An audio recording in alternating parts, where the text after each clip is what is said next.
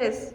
Hola, mi nombre es Pablo Zuluaga Montoya, soy estudiante de segundo semestre de medicina y hoy les vengo a hablar sobre las generalidades de la anatomía. Los temas que estaremos trabajando en el día de hoy en el video de Morfofisiología 1 serán generalidades de la anatomía.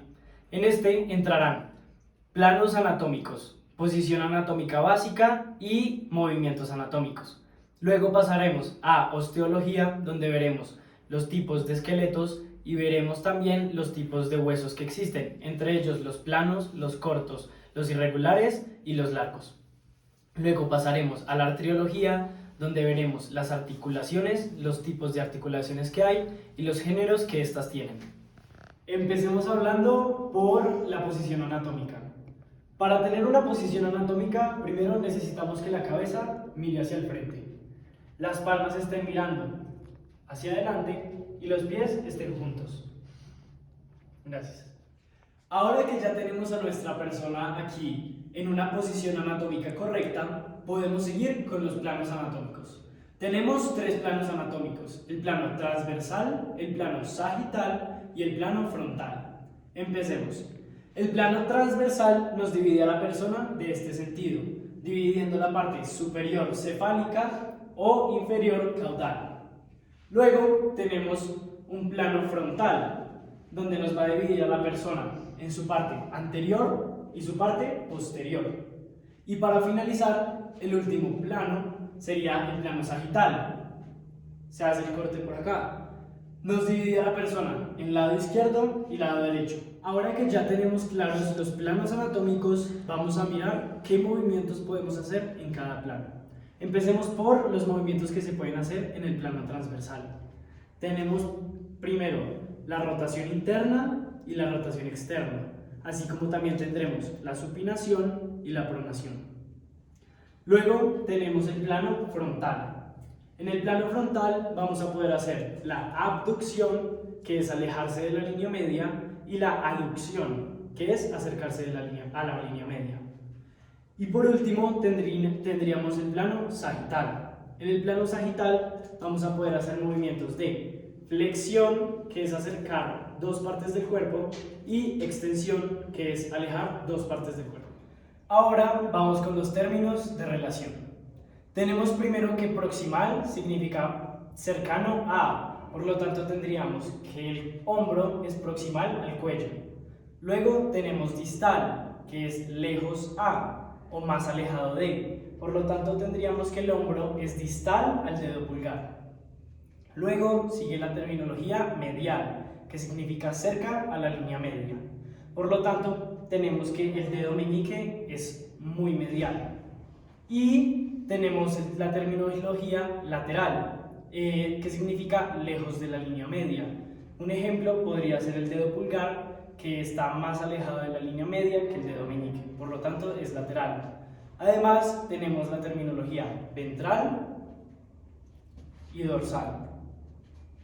Y para dividir el cuerpo tenemos la parte cefálica y tenemos la parte caudal. Si una enfermedad va de arriba hacia abajo, sería una enfermedad cefalocaudal. Y si va de abajo hacia arriba, sería caudal encefálica. Ahora que terminamos de hablar sobre los planos y las divisiones y movimientos en nuestro cuerpo, vamos a hablar sobre la osteología. Tenemos dos sistemas. El sistema axial, que cuenta con 80 huesos y se ubican principalmente en el centro de nuestro cuerpo, teniendo como ejemplos el cráneo y las costillas. Y también tenemos el esqueleto apendicular, que son aquellos huesos que se mueven con las extremidades, como por ejemplo los brazos y las piernas. En estos tenemos 126 de ellos. Ahora hablemos sobre los tipos de huesos. En nuestro cuerpo existen 4 tipos de huesos. Tenemos los planos, los largos, los cortos y los irregulares. Empecemos por los planos. Los planos son los huesos donde predomina su largo y su ancho sobre su espesor. Un ejemplo de estos sería el cráneo, ya que estos huesos se encuentran protegiendo órganos de suma importancia para nuestro cuerpo. Luego tenemos los huesos largos. Un ejemplo de ellos sería el fémur. Estos huesos se caracterizan por ser más largos que anchos. Además tenemos los huesos cortos, por ejemplo las falanges. Estos huesos tienen sus dimensiones muy parecidas entre sí. Y para finalizar tendríamos los huesos irregulares. Estos huesos son a los que no les encontramos ninguna forma. Y como ejemplo podríamos tener la columna vertebral, las vértebras entre sí. Ahora que terminamos con los huesos, vamos con la sindesmiología. ¿Qué es la sindesmiología? Fácil, la sindesmiología es el estudio de las articulaciones. ¿Y qué es una articulación? La articulación es el punto de unión entre dos huesos. Por ejemplo, el codo, la articulación del codo, donde tenemos la unión entre el húmero y el radio y el cúbito. Bueno, para catalogar las articulaciones tenemos dos formas, o por su tejido o por su movimiento. Empecemos por su movimiento. Tenemos las articulaciones sin artrosis, que son las que tienen poco o nulo movimiento. Tenemos las articulaciones anfiartrosis, que son las que tienen algún tipo de movimiento. Y tenemos las articulaciones diartrosis, que son las que se mueven libremente. Ahora vamos a calificarlas por su tejido. Tenemos para empezar las fibrosas, que serían el par de las sin artrosis.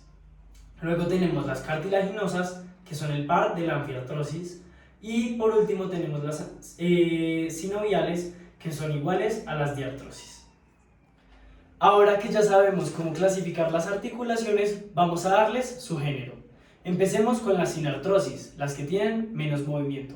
En esta tenemos 4 tipos de géneros: las suturas, las gonfosis, las sindesmosis y las esquindilesis. Empecemos por las suturas. Las suturas son las que vamos a encontrar en las articulaciones del cráneo. Luego bajamos a los dientes y ahí encontraremos las gonfosis. Si bajamos mucho más, encontraremos la sindesmosis, que es la unión entre el radio y el húmero. En sí, la unión entre los huesos largos. Y para finalizar, tenemos la esquindilesis, que es la unión entre el vómer y el esfenoides. Sigamos con los géneros de las anfiartrosis, las que tienen movilidad parcial. Aquí solo encontramos dos géneros, las primarias y las secundarias.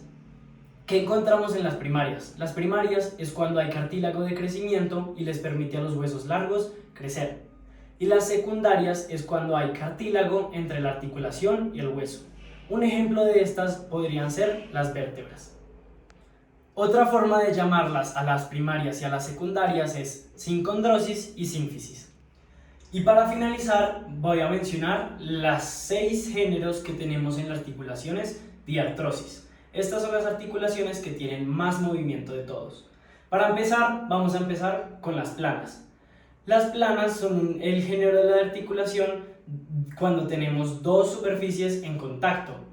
Un ejemplo de estas podrían ser las costillas o las vértebras. Luego encontramos las bisagra. Las bisagra son un tipo de articulación que nos permite un movimiento en forma de polea. Por ejemplo, la flexión y la extensión. Un ejemplo de esta podría ser el codo. Y también encontramos en estos géneros el pivote. Pivote es una articulación en forma cilíndrica que nos permite movimientos de rotación. Ahora vamos con las bicondileas. Las bicondileas son dos articulaciones pares entre sí que son perpendiculares. Estas se mueven al mismo tiempo y dan un amplio rango de movimiento. Luego seguiríamos con las articulaciones en silla de montar. Estas son cuando un hueso encaja perfectamente en el otro. Gracias a esto, le da un amplio rango de movimiento en el que puede hacer casi los movimientos que quiera. Y para finalizar, tenemos la esferoide. La esferoide es cuando la punta del hueso termina en un círculo. Esta unión perfecta se puede observar en la cadera y en el hombro. Y cabe aclarar que en todos los géneros de la articulación diartrosis se encuentra y podemos encontrar líquido sinovial. Esto es todo por la clase de hoy. Espero que les haya gustado mucho y encuentren estos temas tan interesantes como yo los encontré. Esto va para la clase de Morfofisiología 1 de segundo semestre de Medicina de la Universidad de Sabana.